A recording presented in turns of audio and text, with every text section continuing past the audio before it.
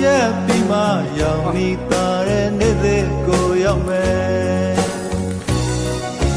ယုံကြည်ခြင်းနဲ့ကြိုးစားထားမှချိန်မှအောင်မြင်လွတ်မြောက်မယ်မဟုတ်လားတန်ရလက်အားချောမွေရတော့တာဝန်ကိုစီအားတင်စစ်စလန်ရှောင်းပေးနေမိငယ်ရဲ့ရင်မကြော်ပြတ်သွားများကြိုးတွေ